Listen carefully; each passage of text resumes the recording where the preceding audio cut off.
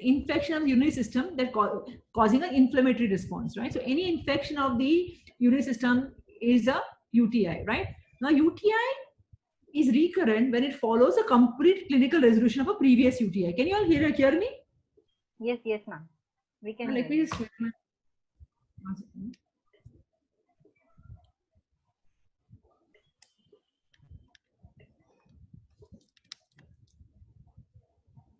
Sorry, I'm just sharing. Yeah. So it's called recurrent when you have a previous UTI, it is a complete clinical resolution, and then you have another episode of UTI. Now, when is it called truly recurrent UTI, right? When you call too many cases going to get called recurrent UTI, even though they don't really follow the right guideline for it, right?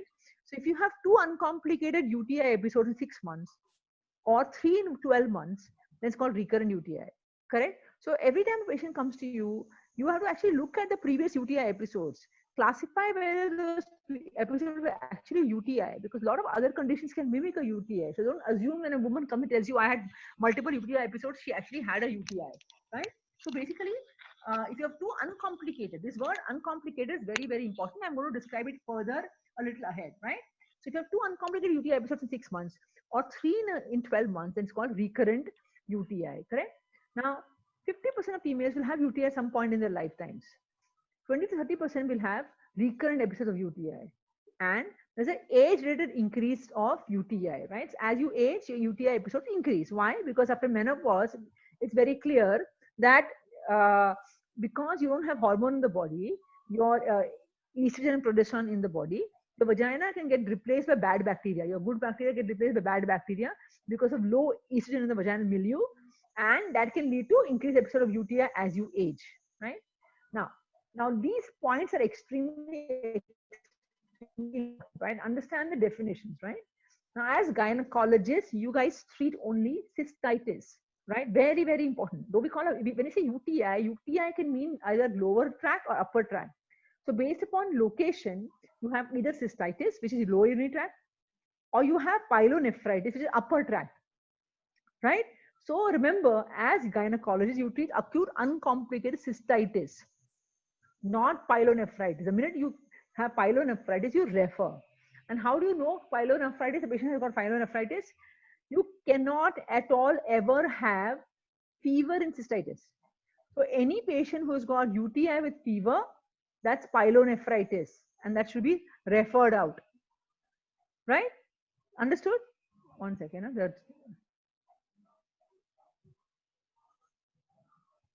Sorry, the comma wasn't working. Yeah. So cystitis is lower urinary tract, pyelonephritis upper tract. Fever, it's pyelonephritis. And what is urosepsis? When there is a life-threatening organ dysfunction causing a dysregulated host response to infection originating from the urinary tract. So you had an infection coming from the urinary tract, and then that led to a very, dysregulated host response leading to life-threatening organ dysfunction. That's urosepsis, right? Now, in terms of spectrum, what do you get, right? The first thing you get is asymptomatic bacteriuria. And this is very, very, very, very important, right? Many times you treat reports, you don't treat symptoms, right? Too many times you get patients report आया उसमें pus cells दिखा या bacteria दिखा, treat कर दिया. That should never happen. Asymptomatic bacteriuria is very common. Okay, asymptomatic bacteriuria you should never treat except in pregnancy, ever. Remember that. Asymptomatic bacteria is only treated when in pregnancy, or you're going to do a urological surgery where it's entering directly into the kidneys or whatever, right? Only then. Otherwise, you're not going to treat asymptomatic bacteriuria. First take home message. How do you define asymptomatic bacteriuria?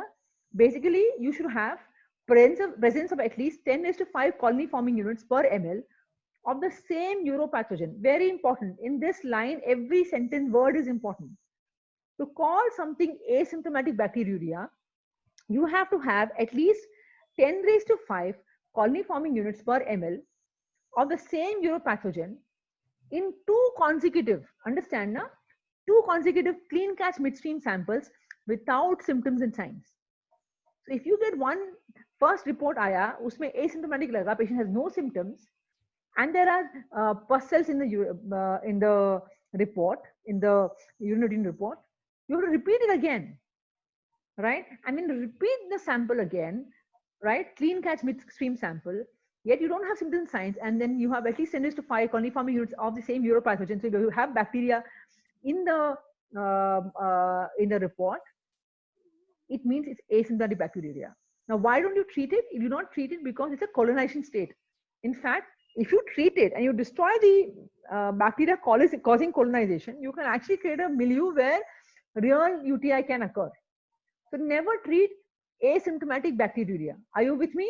First line, only treat in pregnancy or any surgery that's done where you are completely, again, you are actually going in and your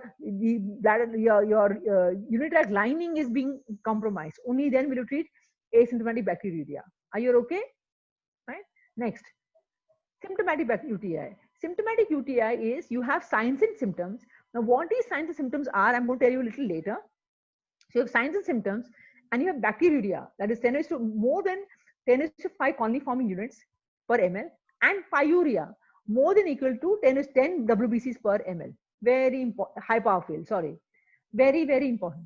So symptomatic UTI is signs and symptoms present, and bacteriuria is present, and pyuria is present, right? 10 WBCs per high power field.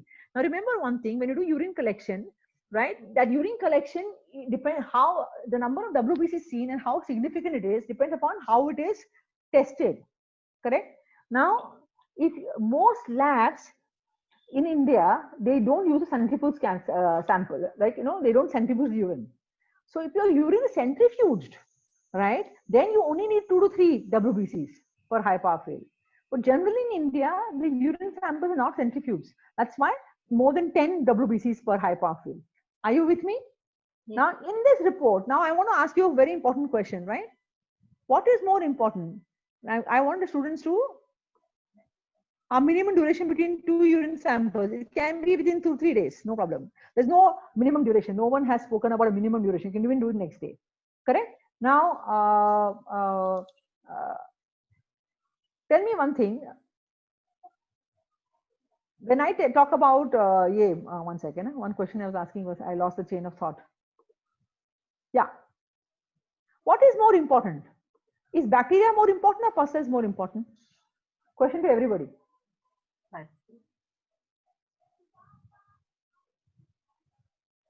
Why?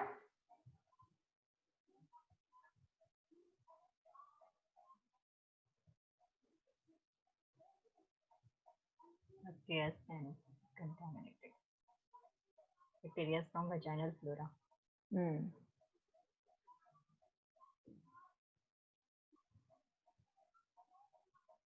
May not always be isolated, or there could be a contamination. Bacteria can be contaminated from vaginal flora. Yeah. So basically what happens is that, firstly, one of the worst things that is happening is that our urine routine sample is done very, very, very, very, very badly. Correct? So it's done so badly, the testing is done so badly that sometimes you don't even get bacteria. Correct? And if you get bacteria, it may be vaginal contamination. Correct? So your pus cells is more for urogynes and urologists, basically, and mostly urogynecologists. I sometimes don't even wait for the culture. Like culture is actually not even important for me, because the antibiotic I'm going to give is not even dependent upon the culture sensitivity so much, because they are all very good ones. There are two ones which are, like, according to guideline, they are the best, right? So for me, pus cells is most important, and along with pus cells is nitrites and leukocyte esterase. Okay, so I'm going to come to that a little later. But first thing is pus cells. So if your pus cells are positive and bacteria ka kuch bhi hone do, okay, and there's symptoms and signs, I will treat the patient. Okay, symptoms and signs and pus cells, I will treat the patient. Right? Now, based on severity, right, you can have uncomplicated or complicated. Right? What is uncomplicated UTI? You have symptomatic. So it's symptomatic, but there's no recognized cause. Yeah, and the lab test reveal UTI. So your urine routine microscopy report and culture report reveals UTI, but you cannot find any cause for it. And the patient is symptomatic. That's uncomplicated. Now, as gynacs, you all only treat acute uncomplicated cystitis. You all don't treat acute uncomplicated UTI overall, because pyelonephritis, when there's fever, you don't treat. no fever patient should be treated by a gynac because bladder will not cause fever. So you treat acute uncomplicated cystitis. Complicated would go on to urogyne or urologist. Correct? Now, complicated is what is meaning complicated? You have patient is symptomatic, but and there's a functional or structural abnormality. Okay, something accounting for the UTI. Right? There can be a instrumentation done before, or the patient can have voiding dysfunction. Right? So I've told you always ask history of voiding dysfunction when you evaluate a urogyne patient. Right?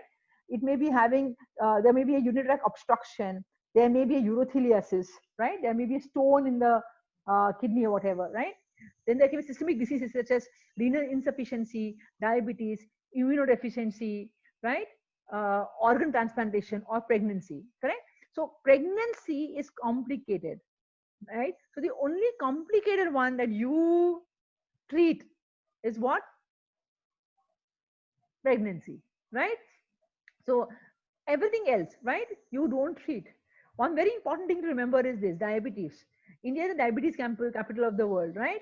Literally. So oftentimes diabetes is missed in our patients who, we do UTI etc. in very busy clinics, and UTI may be the first sign of diabetes. Recurrent UTI may be the first sign of diabetes, and that gets missed very often because we don't go and check for diabetes. So before you classify somebody as acute uncomplicated cystitis, it is so important to rule out all of these things. See, your voiding dysfunction. So many of our patients will have voiding dysfunction. When I was teaching you about, examination of urogyne patient, I told you that 27% of patients can have pelvic floor dyssynergia, right? When we have pelvic floor, what do you mean of pelvic floor dyssynergia? When they go to pee, instead of relaxing the pelvic floor, they are contracting away. They may be having voiding dysfunction. Many of them may be having voiding dysfunction. So when you treat your patients of UTI, if you don't take correct history, and correct history doesn't just mean medical history and other history like that. It also means taking proper urogyne history, understanding if she's voiding well, understanding if there's problems, like frequency, hesitancy, straining, all of those things. Do not voiding dysfunction. If voiding dysfunction is present, it becomes complicated. If there is any systemic disease, becomes complicated, right? So you unfortunately what happens is because we don't take proper history, many of our complicated cases get treated for too long by gynacs, and that should never happen. As gynacs you treat acute uncomplicated cystitis, everything else is referred, right? Now, what is definition of acute uncomplicated cystitis, right? It's confined to the bladder. It lacks symptom signs that suggest infection beyond the bladder. So what are the symptom signs that suggest infection beyond the bladder? Fever more than 99.9 degrees Fahrenheit. Other signs symptoms of systemic illness. What are the other signs symptoms of systemic illness, right? Chills and rigors, significant fatigue or malaise beyond baseline, right? So systemic illness, you will have all of this: chills and rigors, fatigue, malaise. You won't get it in normal UTI. Okay, it is a flank pain or costovertebral angle tenderness. All of that becomes pyelonephritis, right? So definition of acute uncomplicated cystitis would be acute, that is, it is either sporadic or recurrent cystitis limited to non-pregnant women with no known anatomical and functional abnormality within the urinary tract or comorbidities. Understood this? Are you all with me? Yes, yes, ma'am. Any questions? No, ma'am.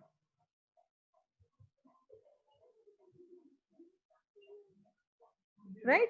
Pus cells does not include pus cells doesn't necessarily mean yeah, inflammation. Pus cells in fact doesn't mean inflammation.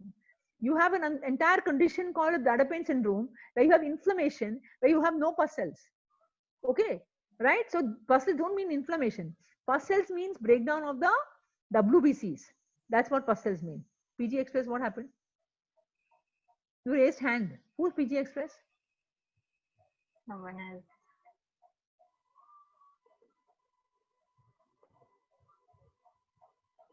Huh. What does only epithelial cells mean? Epithelial cells means nothing. I mean, you will have breakdown of the cells, right? When you have any infection, etc., some cells will break down. Only that. For me, more important than epithelial cells would be nitrites and leukocyte esterase. I'm going to come to that little later on. Okay. Yes, ma'am.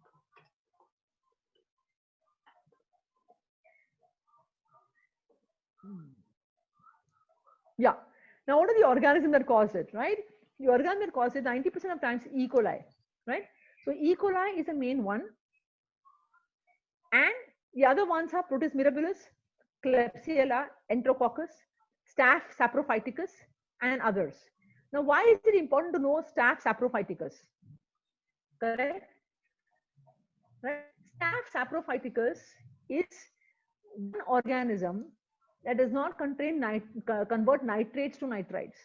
Very, very important, right? So in Staph saprophyticus, you're going to get nitrites negative, even though there's an infection. Remember that. So it's the only organism that doesn't convert nitrates to nitrites in your report. Okay. So E. coli is the most important one, and E. coli is the one that most commonly colonizes the vagina, and it comes from the gut bacteria, and that can enter easily into the bladder, right? Now, pathophysiology, right? So there's ascending colonization from the fecal flora, right? Through bacterial colonization of the vaginal and one second, distal urethra, which subsequently ascends into the bladder. Very important, right? So there's a colonization of vagina and distal urethra, which goes into the bladder, right? And these reservoirs may remain in the vagina and GI tract for susceptible patients or household contacts. So reservoirs can continue, persist, and that's why you can get recurrent UTI. And very importantly, you do get UTI after sexual activity. So many times that your recurrent UTI associated with sexual activity. Now, associated with sexual activity, right? The main thing remember is this: is that it's not an infection that's coming from the husband. Basically, it's vaginal colonization that gets pushed into the bladder by the thrusting thing. Understood? So that the thrusting pushes inside, not that the husband's infection comes to the wife. Okay, there are two important terms I have to mention here: is recurrent and relapse.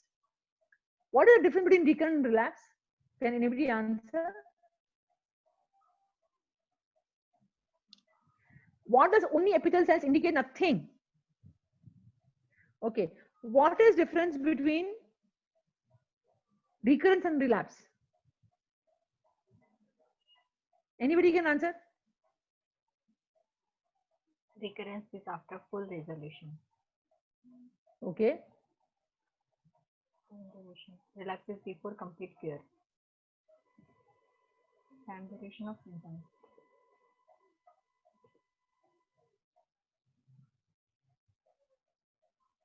Yeah. So what is recurrence, right? You have 2 weeks of difference, right? So basically what happens in recurrence is that in recurrence, you actually have a, yeah, very important, right? One second. Most of you got it correct. Basically, recurrence means that you've got an infection, it's got treated, you have one culture report in between negative, and again it comes again.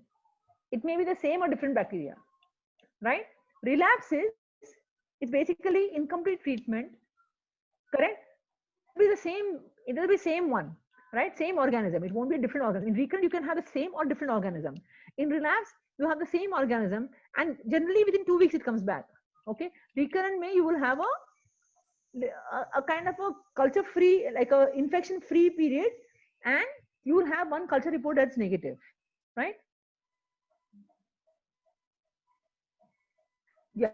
What are risk factors, right? In premenopausal women, risk factors are recent sexual intercourse, new partners. All of us know this, right? So use of spermicide, any diaphragm use, all of this not available in India, right? Spermicide, etc. But any history of UTI. So if you have previous history of UTI, you have more chance of getting UTI, right? All of this will increase vaginal and urethral contamination, colonization with E. coli. Very important, right? In postmenopausal women, what are the risk factors, right? Estrogen deficiency, I've already told you, when you do not have estrogen, what happens is your vagina gets populated by bad bacteria because the good bacteria cannot grow in the absence of estrogen, right? Cystocele, how does cystocele cause, how is it a risk factor? When you have cystocele, you don't have complete emptying.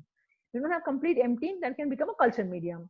Then any surgery done in that area, same reason, right? Surgery can also on its own introduce the bacteria, or else it can be that there is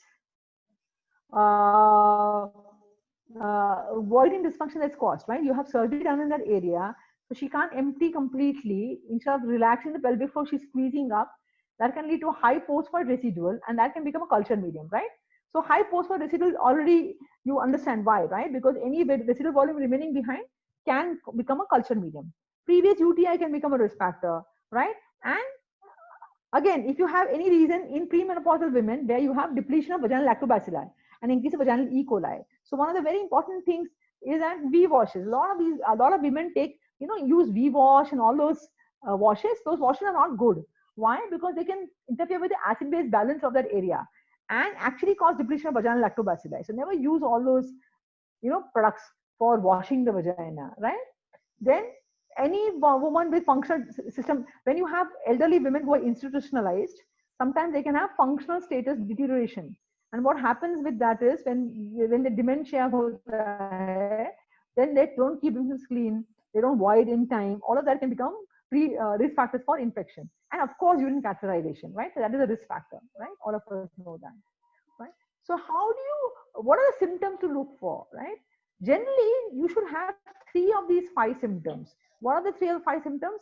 Frequency, polyuria, dysuria, suprapubic tenderness, and hematuria, right? So generally, women will have dysuria, frequency, may or may not have hematuria, right? So, and but no fever, correct? And flank pain. So Ma'am, frequency, ha. ma'am, can you What please happened? start the slideshow? Oh, it's not started? Okay, sorry. Yes. Can you see this? Yes, yes, ma'am. Yeah. So, one second. One second. Yeah. Frequency, dysuria, polyuria, suprapubic tenderness, and hematuria. Correct? Five things. Correct? You get three out of these five, right? You don't get fever and flank pain. Okay? So, very important to understand that. Many times patients come to you with symptoms very non-specific. You have to look into those symptoms because sometimes you may be misdiagnosing bladder pain syndrome for UTI. I have too many patients coming with bladder pain syndrome who have been misdiagnosed with UTI. Okay, because symptoms can mimic each other, right? Because when you have inflammation of the bladder wall, right, even in the absence of infection, it can cause similar symptoms. Why? Because when you have bladder wall inflammation, holding urine is very, very painful, right? So what will happen is they will go to bathroom repeatedly because an inflamed bladder, it finds it too painful to hold urine, so it will pee out very fast. So they will have pain on complete, full bladder. They will say that the pain makes them run to the bathroom, and they will have urgency because bladder can't hold urine. It's very painful, and then the pain will make them run to the bathroom and pee repeatedly, frequency. And when somebody comes and tells you that, "Arey, there's pain there and there's frequency," you say UTI, you give antibiotic. That's not true. You have to distinguish between bladder pain syndrome, stroke interstitial cystitis, which is a condition which is bladder wall inflammation, from UTI. So what happens in these when you have any pain, pressure, discomfort linked to the bladder, right, lasting for more than 6 weeks, associated with urgency frequency, also think of bladder pain syndrome. Do not assume it's UTI. And generally, these patients with inflammation of the bladder will not have enough pus cells because they have no infection, they have inflammation. Understanding? Yes, Any ma'am. questions? No, ma'am. No questions. Right. Now, when you take history, now I took the evaluation of urogyne patient earlier. Why? Because every urogyne patient, including UTI patient, you will take proper history. You will take entire history. Are you okay? Understood that? Right? So what will you take?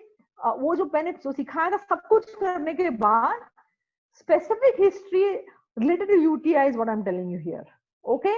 All the other history I told you where you're going to do cough stress test, empty supine stress test, you're going to see PVR, you're going to see, Oxford score, you're going to see, you do POPQ examination, you're going to look at atrophy, all of those things you're going to do irrespective of whether the patient has other urogynec conditions or not. Even for UTI, you will do. Correct? Additional history, very important, is age of first UTI episode. Younger they have, more chance of recurrent UTI. Number of previous UTI episodes, investigations and treatment. Very, very, very, very, very important. I can't begin to tell you.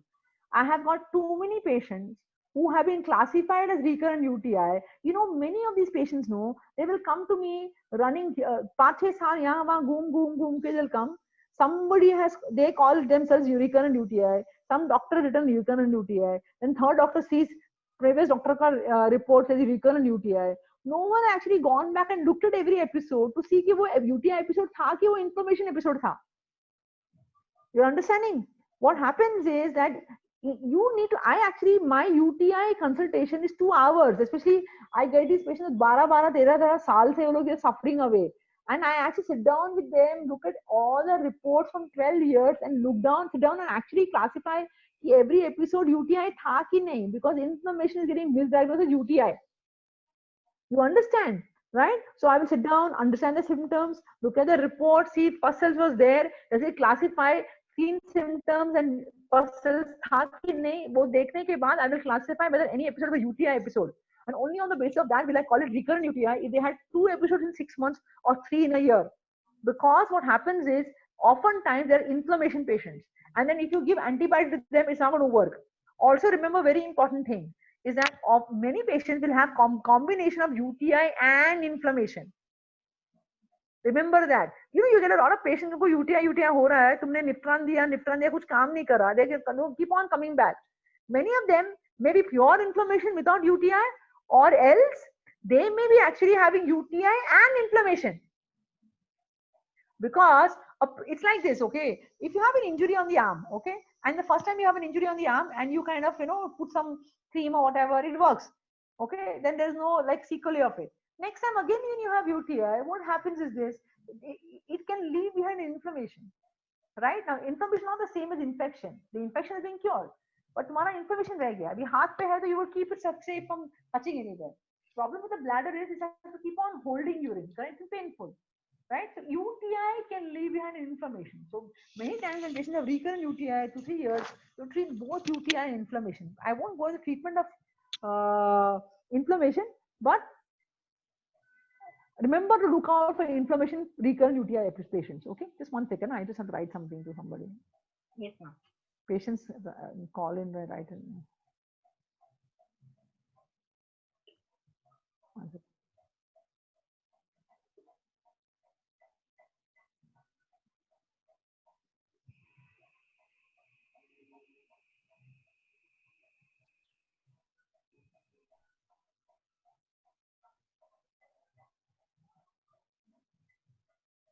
Man, okay, no. Bladder wall thickening is a very non-specific diagnosis in ultrasound. That is not used by us. Okay. How to treat bladder wall inflammation in short? Bladder wall inflammation, no one going to ask you. But if they, and don't call it bladder wall inflammation, it's bladder pain syndrome stroke intestinal. That's a real term. Okay. Now, how many pus significant in UTI? 10 and more. No, I told you. Yes. Labs sometimes. Depends upon the kind of lab. Are you centrifuging urine or not? Most Indian labs don't centrifuge urine, so it's 10 and more. Okay. Is it all understood now? How to treat bladder wall inflammation in short. Now the treatment, I'll talk about bladder wall inflammation treatment at the end. Okay. Yes. Anything else? Ask me.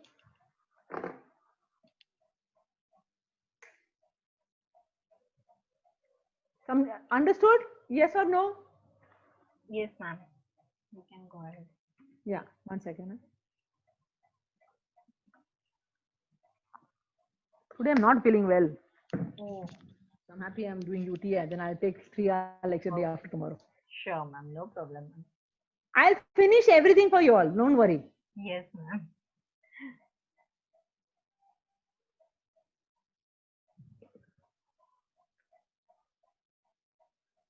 I'm sharing screen. Na? Yeah, 1 second. Yeah. Okay. So, I was at a number of previous UTI episodes in investigation treatment part, right? Then you have to understand whether the woman has lower or upper UTI symptoms, right? I'll just let me do screen. You have to understand whether the patient has upper or lower UTI symptoms. Okay, correct? Pyelonephritis, I told you. Pyelonephritis, you will have systemic symptoms like chills, rigors, etc. You will have flank pain, maybe you have costovertebral tenderness, ankle tenderness, maybe, but you'll have fever, right? Okay, one very important thing. Every patient of UTI rule out urinary incontinence because that keeps the UTI perpetuated. But anyway, I told you, every patient of UTI, you're going to do a proper urogyne examination. Usme sab dikh jayega, right? Sexual and contraceptive history, properly done. Past medical history, diabetes, any neurological disease, previous urotheliasis, any stone previously, previous surgeries, any instrumentation done, and any medication given, right? You'll find out all of these things, right? Examination may, again, you will do all that I told you in the evaluation of urogyne patient. And then also, what else you will do? You will look for renal size and tenderness. You will see the blood is palpable. You will see there's prolapse. Anyway, you're going to do. That's why I told you evaluation first. एक बार evaluation वो सीख लिया ना अच्छे से, then everything is the same in every urogyne patient, right? Post-void residual, and then the one thing you're going to look for here is costovertebral angle tenderness, right? Now, always rule out when you do pelvic examination. You have to, no, sorry, one very important point to remember is this: a lot of UTI patients go to urologists and they never do pelvic examination. They don't do vaginal examination. Very important to remember that. Also, I can tell you this: too many gynecologists also don't do vaginal examination UTI patients. Too many gynecologists do this. My UTI takes time. Recurrent UTI takes me 2 hours because recurrent UTI will really classify properly. Because you're sometimes, I had a patient from Imphal. Okay, I must say this to you. Imphal से patient थी, 12 साल running 2 hospitals throughout the country, from Vedanta to CMC Vellore to every hospital possible. Repeated UTI बोल के, right? No, it ended up in CMC Vellore where they told her bladder निकालना पड़ेगा because, and you need diversion बोला because inflammation misdiagnosed हो रहा था, UTI बोल के, and then bladder wall inflammation in the end can lead to fibrosed bladders. It's extremely pathetic, right? Completely misdiagnosed, right? And then she came to me when I was in Delhi, right? And now she should go to bathroom 60 times a day. Oh. Right? 60 times a day. Okay. So, and then we treated her bladder wall inflammation. She's much better. Obviously, she can never be perfect, right? When she didn't lose her bladder. But what I'm trying to say is this: is that even gynecologists should understand that they are not doing vaginal examination. They're missing a lot of things, because what happens is when you do vaginal examination, you're obviously going to do what I told you all about POPQ, atrophy, yevo. And what else are you going to do is that you're going to put your finger in the vagina and you're going to palpate the bladder, right? You're going to have bladder wall tenderness. That's quite significant long-standing bladder wall inflammation, which you may not necessarily see in UTI. Understood? Episode UTI may not going to cause you severe bladder wall tenderness, whereas your inflammation can cause you bladder wall tenderness. Now, these are all things that I'm not going to ask you in the exam. This is for your future life. Okay. So, always do examination. Rule out vaginitis and urethritis. Okay. Now, very importantly, if you have vaginitis or urethritis, right, they will give you symptoms like, they will have pain. The distal part of, yeah, like when you're voiding, they'll say that end part of urination में pain हो रहा है, correct? Think about urethritis or even vaginitis, right? When you have fungal infection, right? When you have a fungal infection of the vagina, it can cause itching and can cause burning, and also can cause terminal dysuria, correct? Yes. Right? So always rule out, do examination. A UTI patient का pelvic examination नहीं हुआ तो बहुत ही बुरा है, especially in the hands of a gynac. Correct? So rule out fungal infection, rule out one second. One second.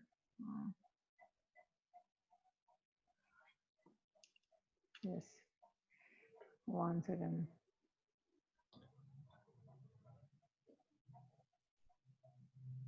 Okay. Yeah. Now, assessment and evaluation, right? First episode. Now, these are all of these points from now on. What you need to know is gospel for your future life also. Correct? Now, if you have symptoms it's a first episode. Okay, the woman has never had UTI before, and she comes to you. It's a first episode, and then she has symptoms in the absence of vaginal symptoms. There's no vaginal pruritus or discharge on examination. Then you just need dipstick. Okay, The only time you need dipstick is the first episode. Uske baad you don't do dipstick. You have to do urinary microscopy, right? So this is guidelines. These are latest guidelines, correct? So first episode, in the absence of vaginal symptoms, you can do dipstick, right? When do you need urinary microscopy in culture? If clinical symptoms are suggestive but not clearly diagnostic of cystitis. Like you have atypical urinary symptoms. What are atypical urinary symptoms? Like new or worsening urinary urgency, new incontinence, or gross hematuria. Did you get me? Yes, ma'am. A woman is coming for the first time. She has classical symptoms, but she has no vaginal symptoms like pruritus or discharge. Then it's enough to make the diagnosis. That's dipstick will do. Correct?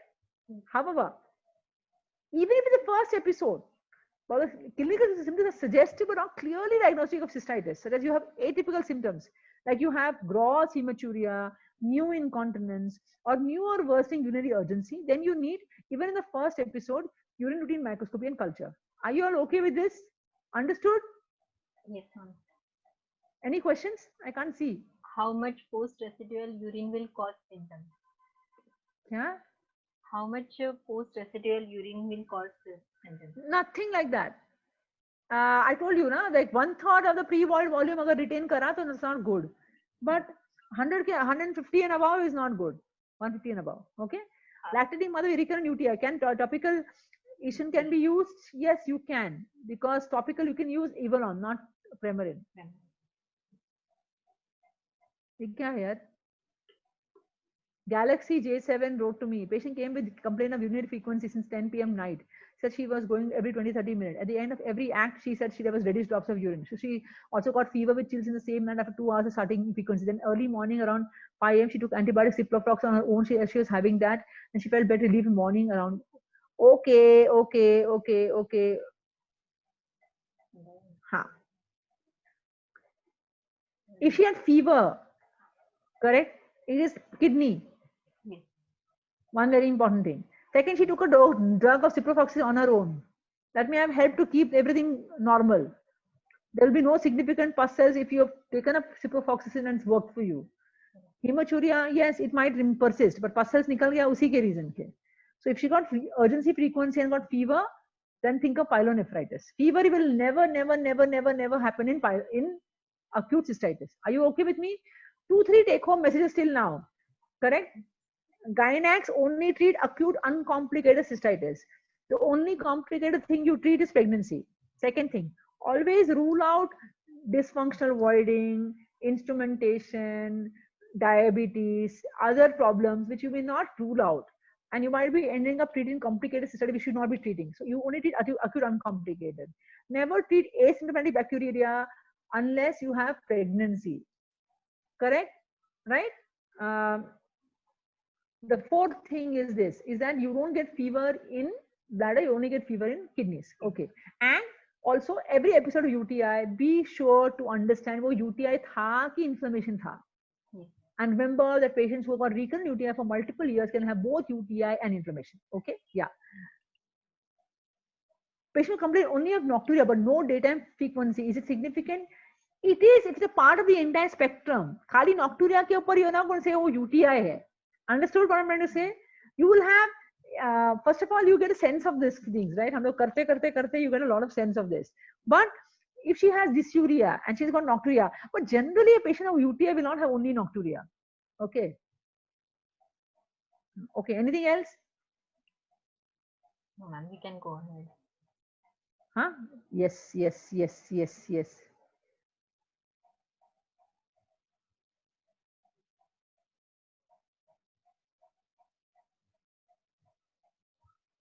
What is the treatment if we make the diagnosis of inflammation, ma'am? I will come to the treatment of that.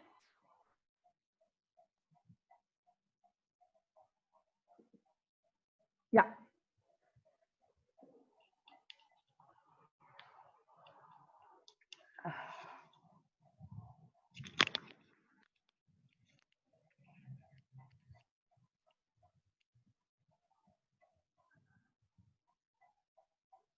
Oh God. अटक गया यार my laptop. Sorry. We can see you, ma'am. Yeah, you can see me, but I can't move my screen. Okay. You can try ALT plus F4. One second, I'll have to just disconnect and come back. Yes, ma'am. 1 second. Huh? Yes, yes, sure, ma'am. मेरा वो ये start हो गया. And if pyelonephritis endends to 4, correct? Now, ideally, basically, you have to always assess for bacterial persistence.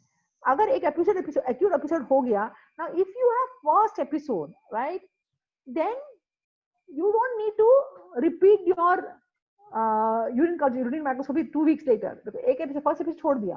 और अगर recurrent UTI है, then recurrent UTI का acute infection के बाद, in acute infection you're going to give acute treatment. Now acute treatment के बाद 2 हफ्ते के बाद it's good to repeat your urine microscopy and culture. Right? Why? Because in recurrent UTI, we get prophylaxis treatment. When you give prophylactic treatment to prevent recurrent UTI, you cannot give antibiotic. You cannot give the prophylactic treatment if the acute is not treated properly. Do you understand what I'm trying to say? Yes, yes, ma'am. Acute UTI का treatment जो है is more intense than prophylactic treatment. Yes. Correct? So prophylactic treatment always is lower dose.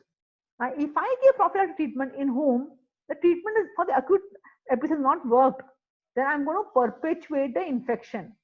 So always in a case of recurrent UTI, give acute treatment, 2 weeks later repeat culture, prove the point कि वो acute infection treat हुआ है, and then only give prophylactic medication. Understand? Lastly, asymptomatic bacteria में कभी treat नहीं करना है, especially in elderly. Right? Now, when in uncomplicated recurrent, there are no guidelines, right? So generally what happens is that cystoscopy, we end up doing multiple years का history है. I am suspecting inflammation चल रहा है, I would do cystoscopy.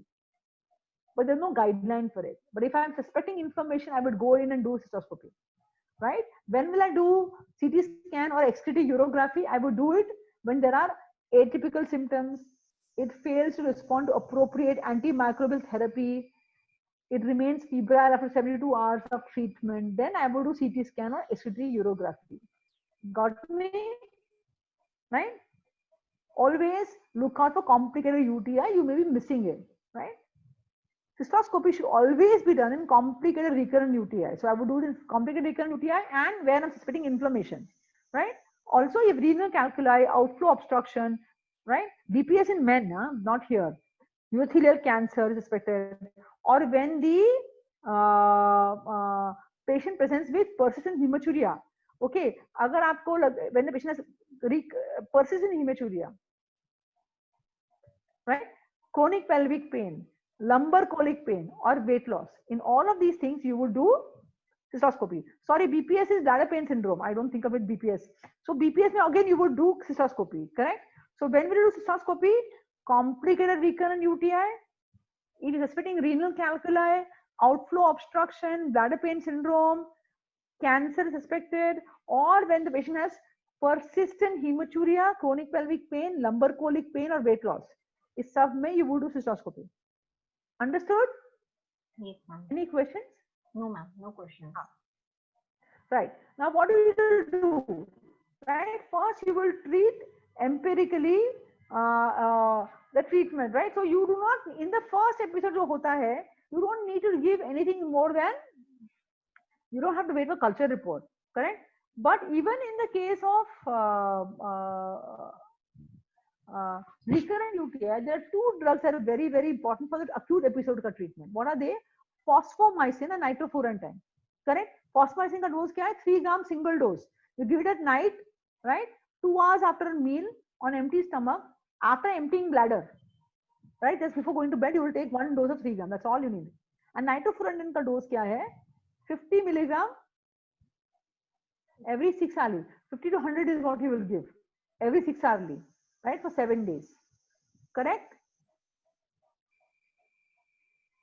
Now, when you have macro crystal of nitrofurantoin, when it's a sustained release वाला जो है वो 100 milligram BID देते हैं for 5 to 7 days. Correct?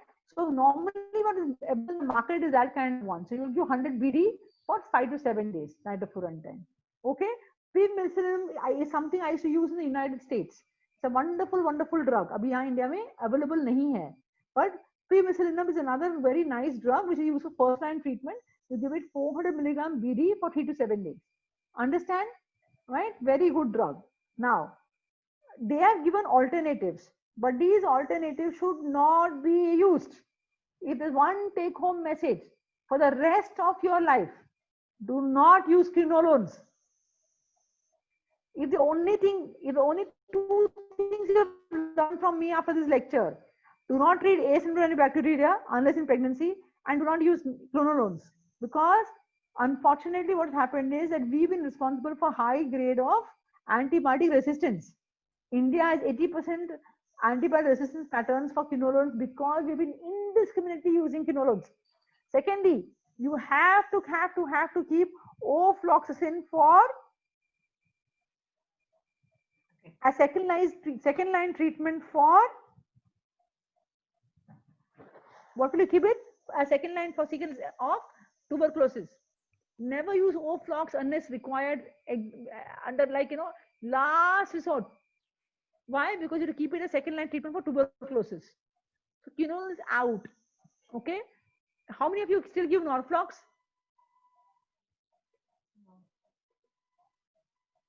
Please answer honestly.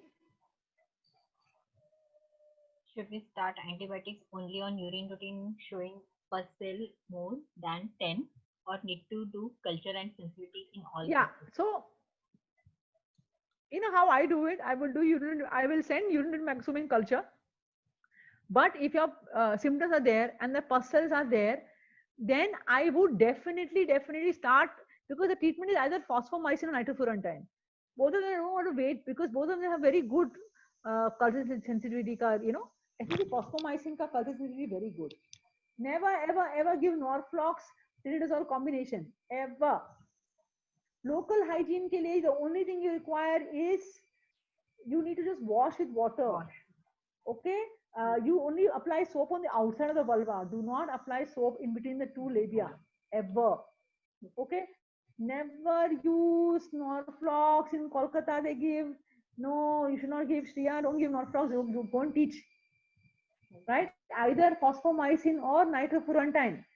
Phosphomycin, if culture is resistant to nitrofurantoin, for me, phosphomycin is the first line.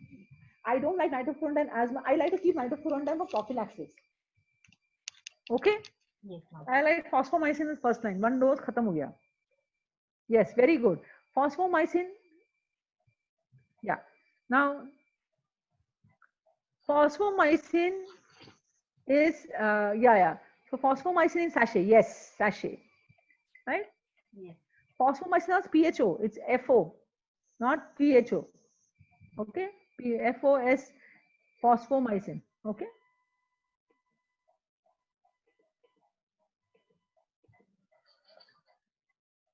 And what about the nitrofurantoin dose? If it is we give it 50 to 100, and if we give 100, if it is given PD or QID only? No, so I tell you what happens is this. There's an extended release one which you give 100 BD.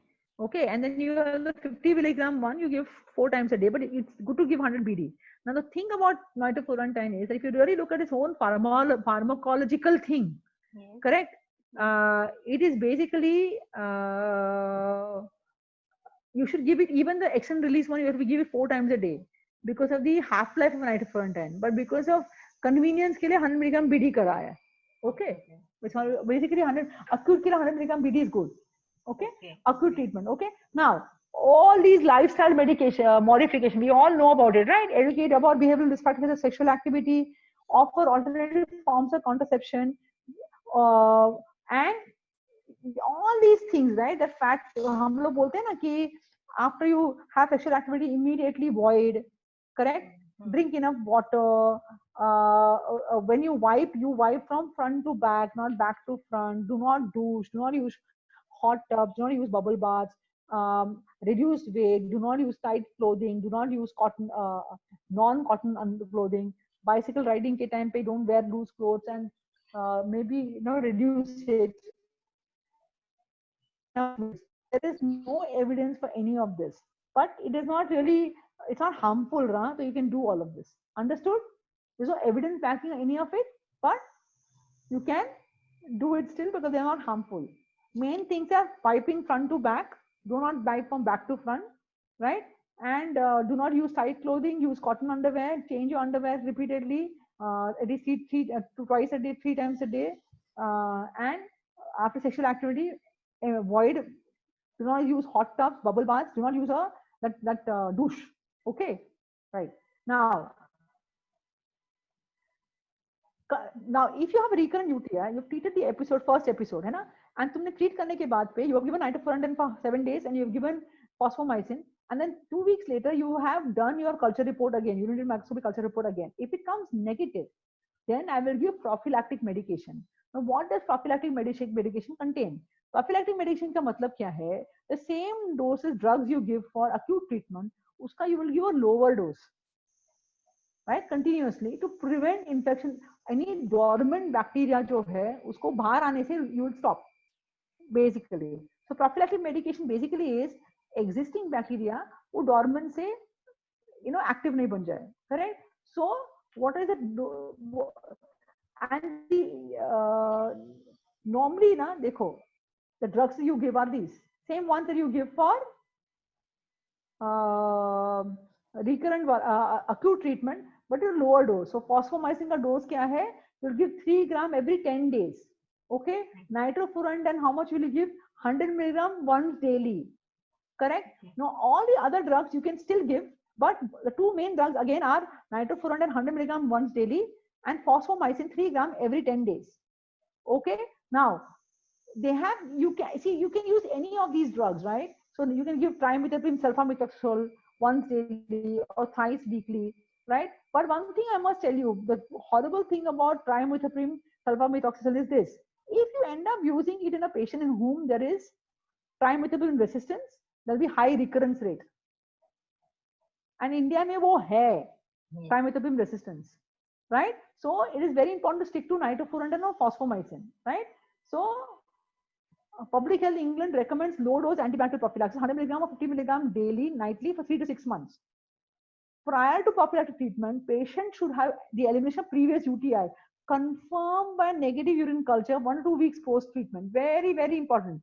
I get too many patients who are coming to me where some Indian doctor has given nitrofurantoin twice a day for 7 days and says continue once a day for 1 month. ऐसा सब नहीं करने का. Never start treatment of nitrofurantoin and start giving low dose continuously. What you do is give the acute treatment. Acute treatment is BD for 7 days or phosphomycin 1 dose. 1 to 2 weeks later, you do culture, prove that the previous acute episode has been treated, and then start prophylaxis. Because you're going to give low dose and it can perpetuate a previous existing infection, right? Always adequate counseling has to be done and appropriate behavioral modification has to be done, right? 6 months of treatment should be given, followed by observation for reinfection. If you're giving 6 months of nitrofurantoin, always perform liver function test to monitor for hepatotoxicity and pneumonitis. Very important. Right? Next, another thing you can do is post-coital prophylaxis. If you take in history properly and you find that every episode of UTI is linked with a sexual activity, then you do not need to give continuous prophylaxis. You can give post-coital prophylaxis easily. Okay, just half an hour before sexual activity, you take 1 dose of nitrofurantoin 100 mg. That's all. You can do it lifelong. Right? Now, there's another kind of prophylaxis which I use, which you should not use, is self-administered prophylaxis. You can give in the exam. I get a lot of patients jiska long-standing, multiple years ka recurrent UTI. They understand them, so they always constant touch with me. So I've trained them, especially those patients who come from out of station. I've trained them how to recognize, how to understand, take prophylaxis. So they sometimes take themselves prophylaxis because I've trained them up properly. But if you do not have that kind of association with your patients, you don't have the long-standing discussion with the patients and long hand-holding, never give self-administered therapy where the patient administers themselves. Okay? I'm just drinking water. Yes, sure, ma'am. No problem.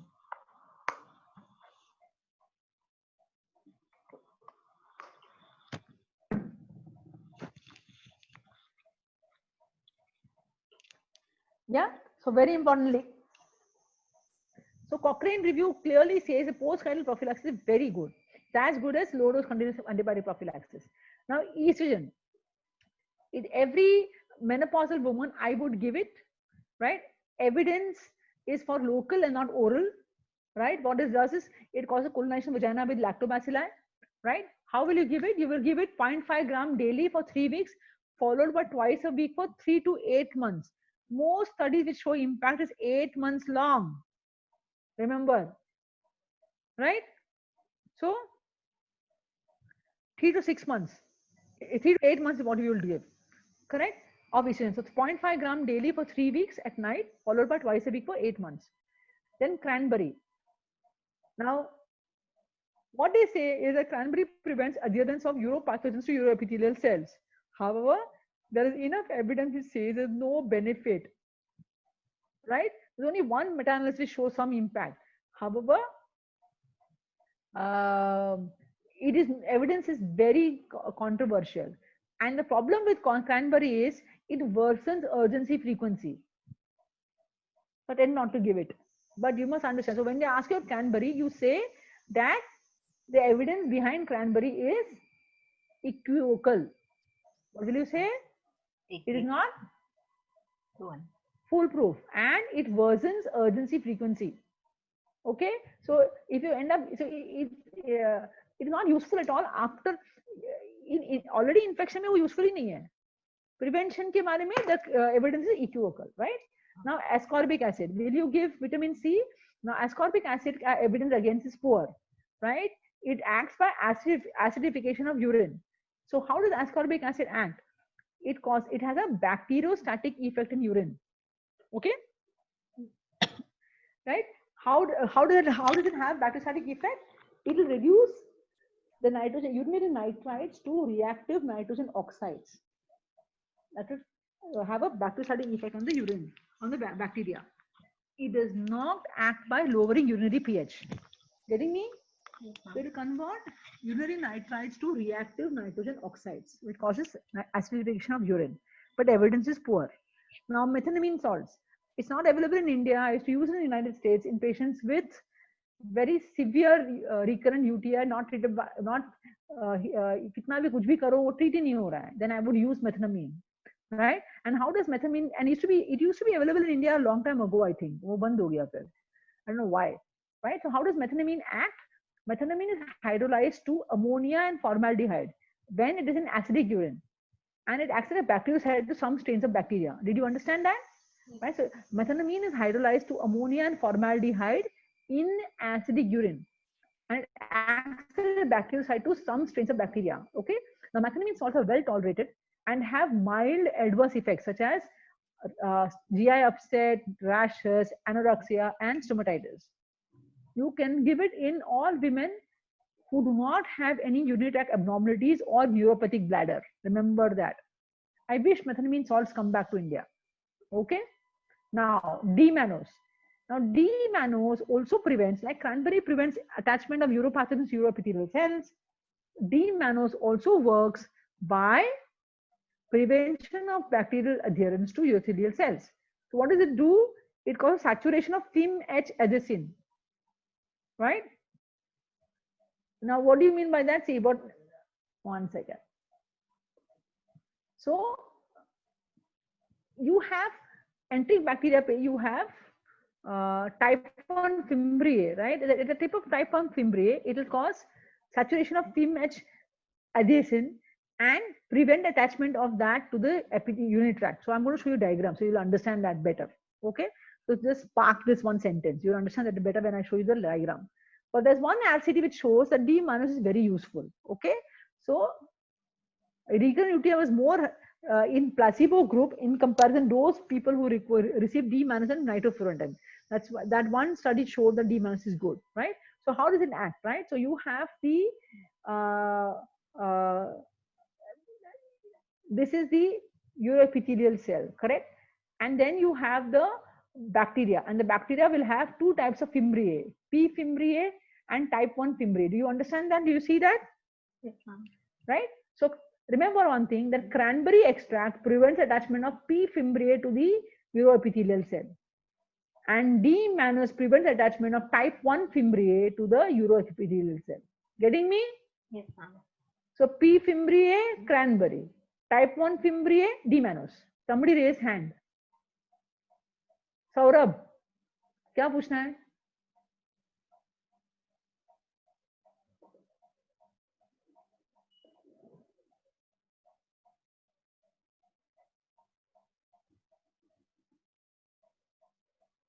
I guess it was by mistake, ma'am. Okay. Yes, lower down. Yeah. Now, probiotics, right? Conditional recommendation. Oral probiotics are not recommended for recurrent UTI outside clinical trials, right? So it's not been found to be useful. Cranberry products are not recommended for recurrent UTI. D-man is not recommended for recurrent UTI outside clinical trials, right? Endovesical instillation of hyaluronic acid and chondroitin sulfate, no recommendation at this stage. So all of them are not so useful.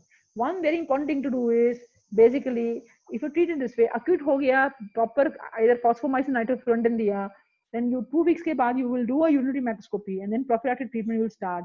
If you have other symptoms, you might give a little bit of urispas. That's it. You don't need anything more. None of the other things are required, right? And the other possibilities are lactobacillus suppositories, and now these are all experimental things happening in the United States as of now. So there are some suppositories being created which can be put in the vagina of lactobacilli so that the vaginal flora becomes better.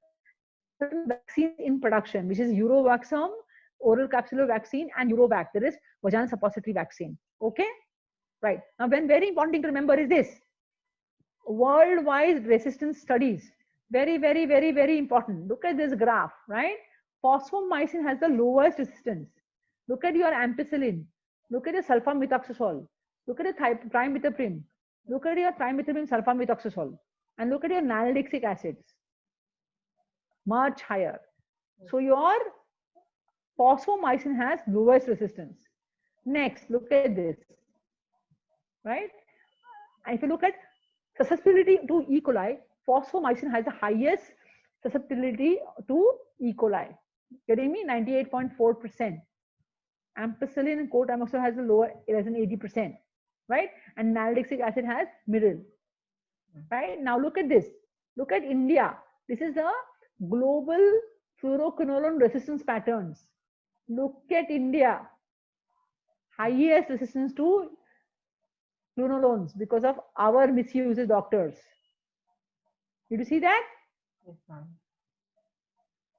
Now, how does fluoroquinolone act, right? Fluoroquinolone has two different mechanisms of action, right? First one is a bactericidal action. It inhibits the first step of bacterial cell wall synthesis by inhibiting the enzyme pyrovyl transferase. So, the first step of bacterial cell wall synthesis is inhibition of enzyme pyrovyl transferase. Getting me? Yes, that's the first step. Right, so phosphomycin will kill more than 99.9% bacteria within 4 hours of administration, right? And your second step also is it reduces bacterial adhesion. How? It reduces fimbrial action and biofilm formation. दोनों को कम करता है. Fimbria निकाल देता है and there is no biofilm formation. So when there is no biofilm formation, no fimbrial action, it will wash the bacteria away from the uroepithelium. Correct? Because it has two different mechanisms of actions. Correct? It has one mechanism of action being that it prevents first step of bacterial cell wall synthesis. It inhibits pyrovyl transferase, and so cell wall synthesis nahi hota hai.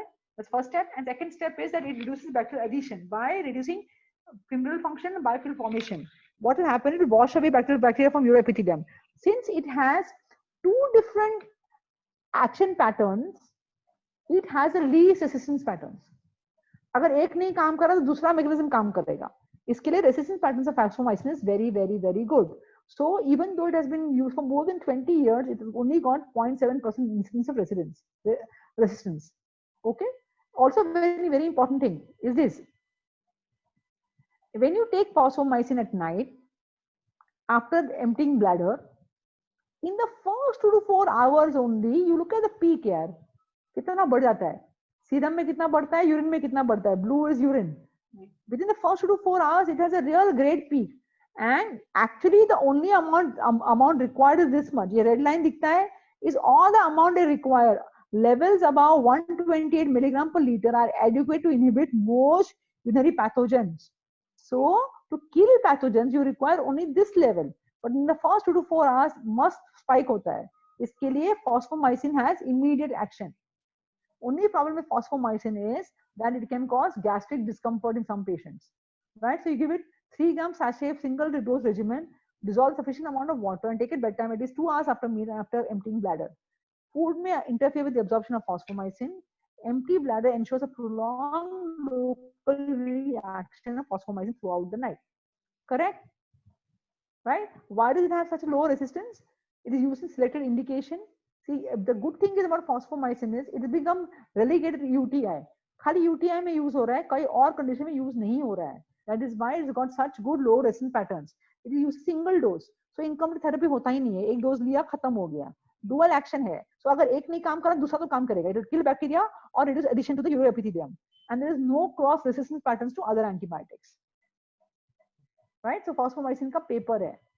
Right? So if you look at the 2020 March systematic review and meta-analysis, it shows clearly that single dose oral phosphomycin trometamol is equal to comparative regimens in terms of both clinical and microbiological effectiveness and safety in women with microbiologically confirmed and or clinically suspected acute uncomplicated cystitis associated with high patient compliance. So you have a proper review on this recently, right? Now, I've already covered this asymptomatic bacteria. I won't go again. The only thing you remember is this. You need to only screen and treat asymptomatic bacteria in pregnant women and those in whom there is prior, you are going to do urological procedure bleaching the mucosa. Other than that, you don't treat at all. Okay. Abhi UTI and pregnancy. I've got the next last 2 slides. So uske pehle, any questions till now? Yes, ma'am. Not any question. Bolo. Is phosphomycin safe in pregnancy? Yes, I'm going to come to pregnancy a little later. Uske pehle wala question bolo. Ma'am, for catheter associated UTI, should we treat it? No. Of course you treat na. Phosphomycin catheter associated. I only say asymptomatic नहीं treat करना है, लेकिन symptomatic treat करना ही है. Ma'am, nitrite is specific, right? Nitrite is specific. Nitrite is not sensitive. If nitrite is positive, there is always infection. If nitrite is negative, it does not mean कि infection नहीं है. Because Staph saprophyticus में nitrite कभी positive होता नहीं है. Understood? Yes, ma'am. Okay, With next. History of sexual intercourse, does phosphomycin works every time? In history of sexual intercourse, you only need to give 1 dose of nitrofuran and half an hour before sexual activity. That's all. You don't give phosphomycin. Yes, role of cranberry juice. It was typed before you have. I told you cranberry is not useful. It does not treat UTI. Prevention may the evidence is equivocal. It only worsens urgency frequency. Ma'am, prophylactic treatment for every UTI or only for recurrent UTI? Prophylactic treatment only for recurrent UTI. First episode में नहीं करते हैं prophylactic. If a woman comes with 2 episodes in 6 months and 3 in a year or 3 in a year, then you give prophylactic after acute treatment is done properly. But very importantly, acute treatment दिया 2 हफ्ते के बाद में you will do culture, prove कि infection निकल गया, only then give prophylactic. Do not start prophylactic without proving कि acute treatment work करा. Because prophylactic medication, lower dose medication. You give lower dose medication in somebody who still has acute infection, you will perpetuate the infection. Okay? Then?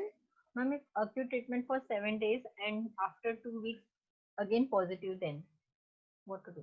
Then you again give acute treatment with another dose. Phosphomycin दिया था पहले, you will give. First of all, one very, very important thing is this. See how you collected the urine.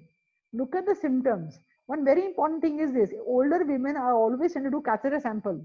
Sorry, I will take a K90, put in the bladder and take. Because fat women, older women, when they're collecting urine, उनको नहीं आता repeat करने के लिए, वो vagina को contamination करके होता है. So always I will take in recurrent UTI, even younger women, I'll take a catheter sample. I will take as a urogyne, I'm always looking at PDR. I've always got a catheter inside. K90 जाता ही है मेरे, तो वो ही urine लेके सीधा directly bladder से लेने का. And then you check for it. Secondly, very important thing is this. Tell the woman this very importantly. Never take the urine in the house and then give the sample to the shop. Yes. Go there and give. Why? Because you should do urine testing within 2 hours. Okay. Always plate within the first 2 hours. Never plate after 2 hours because the report can be all wrong. Okay? Okay. Water intake. Water intake during UTI 5 to 8 plus or any? नहीं 8 and beyond. 5 to 8 is for overactive bladder, correct? 2.5 to 3 is good. 5 to 8 will be those patients who have got overactive bladder or SUI, right? So 5 to 8 is that. Either you can give 2.5 to 3. Role of urine alkanizer. It can work, but it only helps with reduction in irritation, pain, जरा inflammation कम होता है उसमें, but nothing beyond that.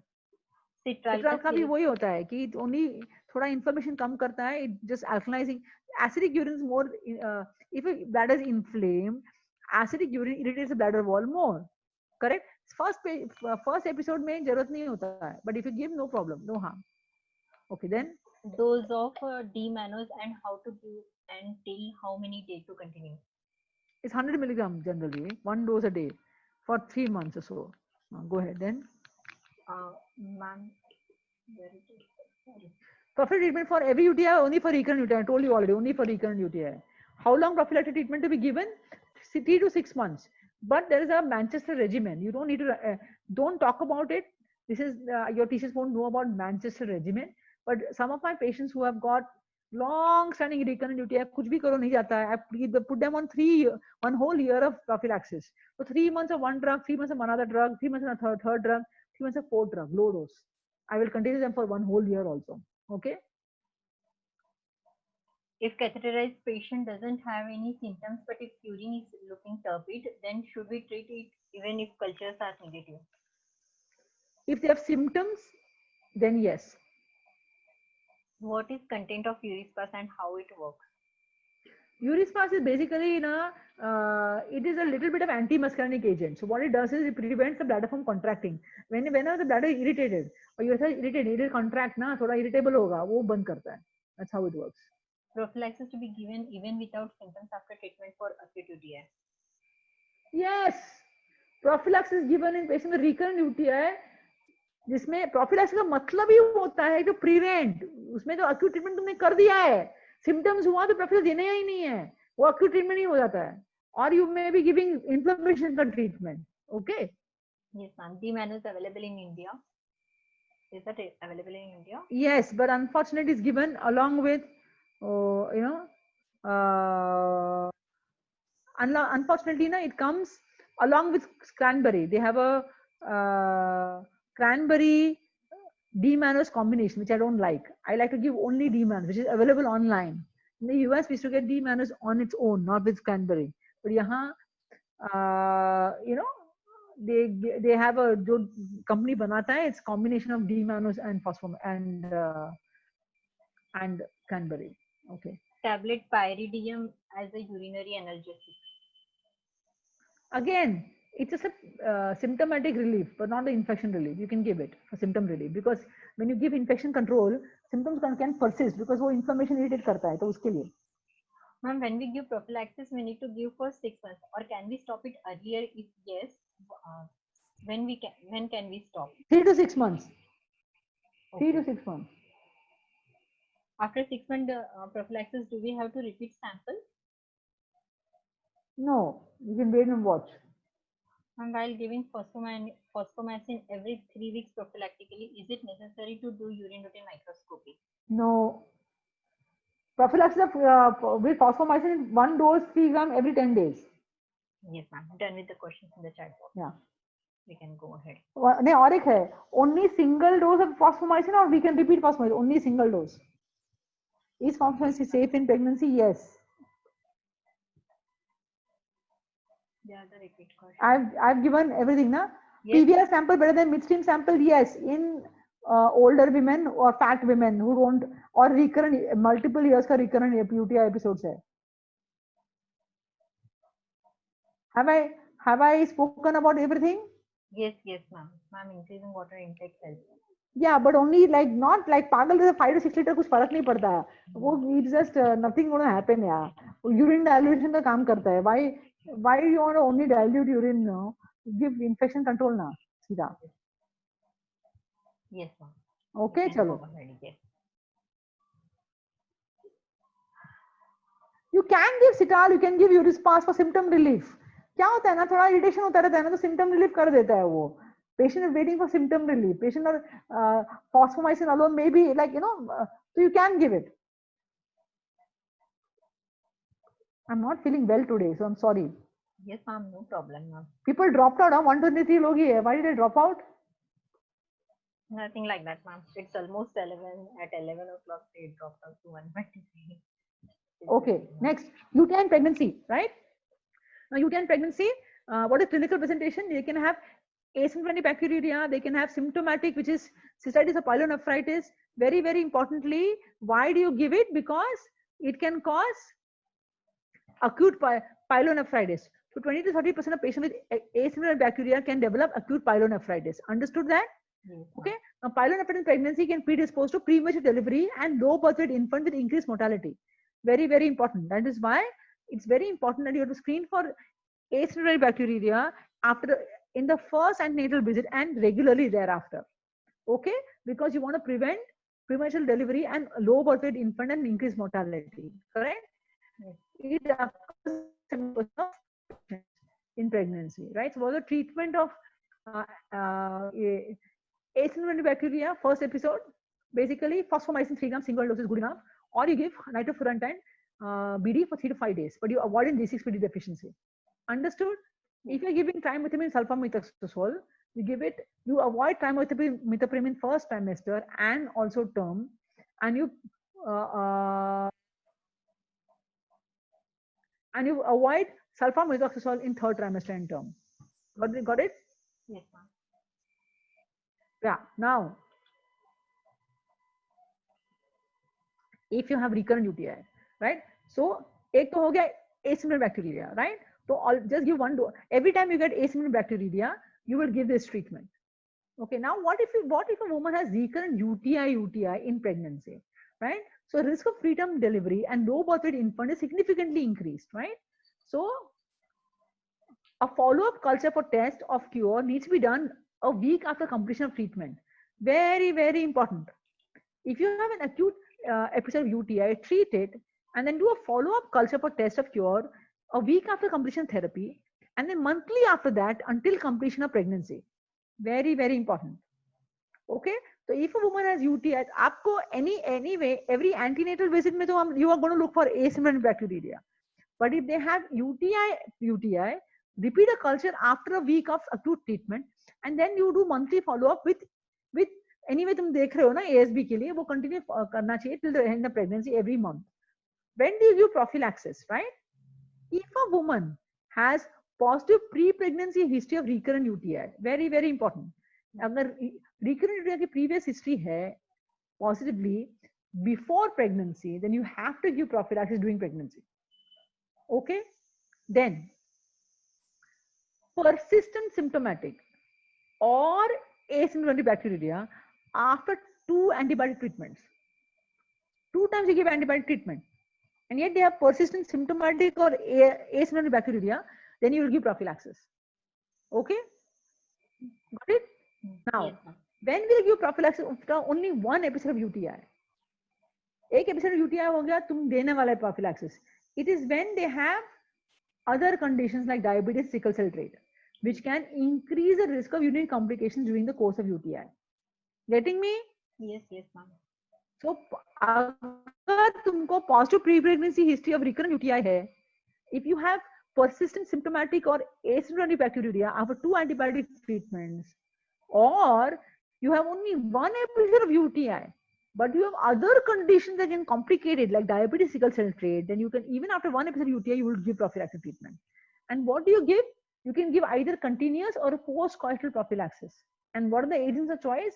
Nitrofurantoin 50 milligram and cefalexin 250 milligram, either the two, not fosfomycin. But you can, abhi evidence nikla hai, you can give prophylaxis fosfomycin also, right? But the earlier drugs were nitrofurantoin, cefalexin, right? You will continuously give this either post-coital or continuous therapy except the last 4 weeks of pregnancy. Getting me? Yes, ma'am. Chalo. Any questions? Last question, ma'am. A patient who is lactating complain if recurrent UTI. In case of inadequate hydration, even if it is 6 hours, she ends up in UTI. Overnight, she says needs to hydrate every now and then. What's the treatment plan? No, I can repeat that. Only hydration. Okay. Patient who is lactating complain of recurrent UTI. In case of inadequate hydration, even if it is 6 hours, she ends up in UTI. Overnight, she says needs to hydrate every now and then. What's Are Baba, a complaint of recurrent UTI. So what will I do? I will ensure that uh, I will go through every episode का history. I will actually see कि recurrent UTI था कि inflammation चल रहा है. If a recurrent UTI है, okay, I will see कि pre-pregnancy recurrent UTI था कि नहीं. अगर pre-pregnancy recurrent UTI है तो prophylaxis चाहिए ही चाहिए. After acute treatment करा तो फिर उसके बाद prophylaxis शुरू करा. Correct? Yes, ma'am. If there was no pre-pregnancy history of recurrent UTI, in the pregnancy it's recurrent UTI, then 2 episode के बाद I will start prophylaxis. If she got diabetes, sickle cell trait, then 1 episode के बाद I will start prophylaxis. Okay? Why not give Nitafuran in last 4 weeks? You cannot give Nitafuran in last 4 weeks because of G6PD का issue है. Okay? Yes. Pyelonephritis in pregnancy, what is the treatment? Then pyelonephritis mein you will give the antibiotic which is characteristic, which is being picked up on culture. Okay, but that you should not be treating, getting a urologist or urogynecologist. Okay. Yes, I will take prolapse and pelvic floor anatomy in detail next time. That's why 6 o'clock. I'm sorry, I was very unwell today. I have come with no problem. Huh? No problem, ma'am. I hope the lecture was okay. Yes, ma'am. It was fantastic. Understood everything, na? Yes, ma'am. Obviously. Okay. Duration of prophylaxis and pregnancy, and do you need to continue even after delivery? No, till the pregnancy gets done. अरे बहुत questions आ रहे हैं. 1 second ना. Ma'am, when patient comes after having multiple episodes, how do you? Okay. See, if a woman comes and you don't have proper reports, then I'll sit down and understand each episode का symptoms. Report नहीं है तो क्या हो गया? Patient को पता है ना क्या हो रहा है. I will sit and understand everything. Right? And I didn't take my time. By the way, I must tell you, my first visit is 1.5 hours. We have an 8-page questionnaire that goes out to the patient by email before they come in. Correct? And it's very detailed. Okay. So I don't miss out anything. Right? ऊपर से नहीं करेगा तो you can really understand. You know, the God is in the details. You take the history properly ना, you'll pick up किसका UTI है, किसका inflammation है, किसका UTI and inflammation है. Okay. Next. Yeah, I take a lot of effort. You know, मेरा गला आता है. I know, my God, I teach like I am. I thought that is the question. I was reading that only. Yeah, I know I can't take more than 2 lectures a day because it is an involved thing for me. I get tired at the end of it because इतना जान लगा के I do it. Yes. Okay, treatment of bladder pain syndrome. Okay, why no Nitafuran in the last 4 weeks? Because of G6PD ka issue. Okay, next, treatment of bladder pain syndrome. In bladder pain syndrome, I will, infection control does not work. Okay, there's no antibiotic, there's no infection there, right? So उसमें क्या करते हैं कि we give bladder there's a diet chart, fluid chart, right? The diet chart मैं बोल रही थी overactive bladder के लिए also applies to bladder pain syndrome. There are a lot of food you can't eat in bladder pain syndrome, right? I've covered on overactive bladder, right? Then you will give fluid chart, right? 5 to 8 glasses of liquids a day. Then I will give her Elmiron, pentosan polysulfate. It's a drug that helps in rebuilding of the bladder wall. It's a 6 months के लिए देना पड़ता है, 3 times a day on empty stomach. Then I will also give if they have got urgency frequency, I will give solifenacin or darifenacin. If then I will also give something called as pre-lead, which I get from the United States. It's not available in India. Half an hour before meal because it removes the acidity of the khana they eat. And we also do bladder installations. It's a group of medication. I don't want to go into details of it, but we do 10 episodes of bladder installations. Okay, it's like acute inflammation come करने के लिए. Inflammation का problem क्या है ना? It can be recurrent. So you have to keep managing the patient, inflammation वाला patient. It keeps coming back. There are crests and troughs. Okay. Irrespective of report, we start treatment of UTI. No. In the first episode, dipstick is enough. But I will never start treatment of UTI unless I have a urine routine at least. And urine routine takes only 2 hours. Okay, never takes more than that. By the end of the day, you have to have unit report in front of you. Pus cells head, treat it. Okay, and but symptoms. In the absence of symptoms, do not treat pus cells.